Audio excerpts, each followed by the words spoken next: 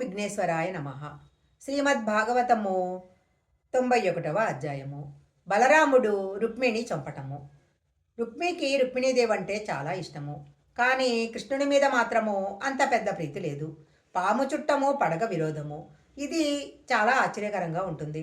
చాలా కుటుంబాలలో ఈ లక్షణం కనపడుతుంది. అల్లుడు గారు కావాలి, కానీ అల్లుడి గారి నాన్నగారు అమ్మగారుగానే ఉండకూడదు. ఆ అబ్బాయి వీళ్ళింటికి అల్లుడు కావాలి. ఆ పిల్లవాడికి అక్కా చెల్లెళ్ళు ఉండకూడదు.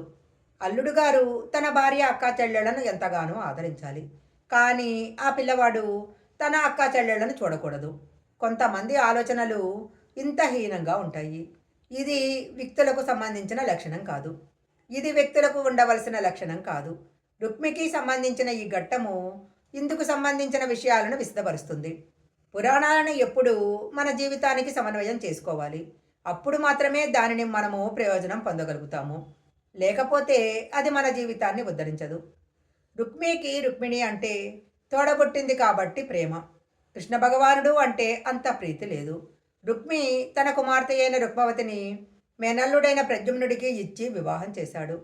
తన వేరొక కుమార్తె అయిన చారుమతిని కృతవర్మకు ఇచ్చి వివాహం చేశాడు.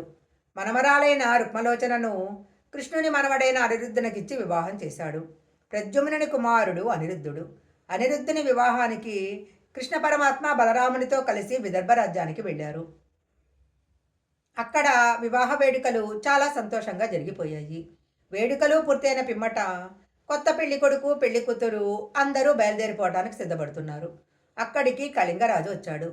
కళింగరాజు లేనిపోని పెద్దరికం తెచ్చిపెట్టుకునే తత్వం కలిగినవాడు.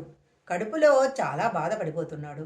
వారందరూ అలా సుఖంగా ఉండటము అతనికి సహింపరానిదిగా ఉంది. వెంటనే అతడు రుక్మి దగ్గరకు వెళ్ళి, ఏమయ్యా, నీకేమైనా బుద్ధి ఉందా? నీకు జరిగిన అవమానాన్ని ఎంత తొందరగా మర్చిపోయావు? నీ కూతురుని కృష్ణుడి కొడుకును ఇచ్చి వివాహం చేస్తావా? ఆ రోజున కృష్ణుడు తన ఉత్తరయం తీసి నిన్ను బండి చక్రానికి కట్టి కత్తి పెట్టి నీ జడను పాయలు పాయలుగా గొరికి వదిలిపెట్టాడు. అప్పుడు రాజులందరూ నిన్ను చూసి నవ్వితే నువ్వు భోజగటకాన్ని రాజధానిగా చేసుకొని ఉండిపోయావు. ఈరోజు రుక్మిణీదేవికి కృష్ణుని యందు పుట్టిన కొడుక్కి నీ కూతురునిచ్చి పెళ్లి చేస్తావా? నీకు జరిగిన అవమానం చాలా తొందరగా మర్చిపోయావే. నీ మనసు మంచిదే, నువ్వు చాలా తొందరగా నీ అవమానం మర్చిపోతావు అన్నాడు. ఇతని మాటలు విన్న రుక్మి బలరామకృష్ణులను ఎలా అవమానించగలను అని కళింగరాజును అడిగాడు. అప్పుడు కళింగ భూపతి, అదేం లేదు, బలరాముడికి జూతం ఆడడం అంత బాగా రాదు. జూతానికి రమ్మనమని ఆహ్వానిస్తే రాను అని అనడు కదా, కాబట్టి బలరాముడిని జూతానికి రమ్మని పిలు, అతను వస్తాడు. పందాలు పెట్టు, వరుసగా ఓడిపోతాడు. ఓడిపోయినప్పుడల్లా నవ్వుతూ ఉండు. బలరాముడు కుపితుడైపోతాడు. అన్నగారు అలా ఓడిపోతూ ఉంటే కృష్ణుడి మనసు ఖేదపడుతుంది.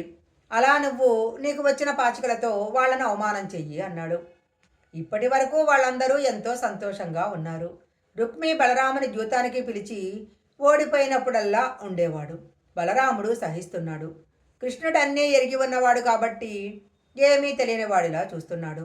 ఆఖరికి బలరాముడికి కోపం వచ్చి 1,00,000 రూకలను వడ్డాడు. బలరాముడు గెలిచాడు. నేను గెలిచాను అన్నాడు బలరాముడు. నువ్వు గెలవలేదు అన్నాడు రుక్మి. అక్కడ కూర్చున్న వారు రుక్మి పక్షం వహించినట్లుగా ఏమీ జవాబు చెప్పకుండా ఊరుకున్నారు. సరే, అప్పుడు బలరాముడు నేను 1,00,000 వడ్డుతున్నాను అని మళ్ళీ ఆడి గెలిచాడు. ఇప్పుడు కూడా నేనే గెలిచాను అని అన్నాడు రుక్మి. ఈ అశరీరవాణి ఆటలో బలరాముడే గెలిచాడు అని పలికింది. అశరీరవాణి చెప్పిన రుక్మి నవ్వుతూ, నువ్వు గొల్లలతో పుట్టినవాడివి, ఆవుల వెంట దూడల వెంట అరణ్యాలతో తిరుగుతూ గోవులను కాసుకునేవాడివి. నువ్వు రాజులతో జూదం ఆడటమేంటి? నువ్వేం మాట్లాడుతున్నావు అన్నాడు. బలరాముడు ఇక వీడిని ఊరుకోవడానికి వీలు లేదు అనుకున్నాడు. రుక్మిణి ప్రోత్సహించిన కళింగ భూపతిని చూసి తను కూర్చున్న ఆసనం మీద నుంచి లేచి కళింగ భూపతి ముఖం మీద చెయ్యి వేసి మెడ విరిచేశాడు. పళ్ళూడిపోయి కింద పడిపోయి కళింగ భూపతి కింద పడి చనిపోయాడు. రుక్మి దగ్గరకు వచ్చి కంఠం కింద చెయ్యి వేసి పైకెత్తి ఒక్క దెబ్బ కొట్టాడు. మూతి వెనక్కు వెళ్ళిపోయి నెత్తురు కక్కుకొని రుక్మి చచ్చిపోయాడు. అప్పుడు కృష్ణుడు లేచి రుక్మిణి బయలుదేరదామా అన్నాడు. అయ్యో, తప్పకుండా బయలుదేరదాము అన్నది. ఆమెకు కృష్ణుడు ఎంత చెప్తే అంత. తన పుట్టింటి వారనే మమకారాలు ఆమెకు లేవు. నా భర్త ధర్మమూర్తి, ఆయనకు తెలుసు ఏం చెయ్యాలో. ఆయన ఏం చేస్తే అదే యథార్థమని భావించింది. తన భర్తతో కలిసి రుక్మిణీదేవి రథం ఎక్కి వెళ్ళిపోయింది. బలరాముడు కూడా వెళ్ళిపోయాడు. యాదవులందరూ వెళ్ళిపోయారు. శ్రీమద్ భాగవతము 91వ అధ్యాయం సంపూర్ణం.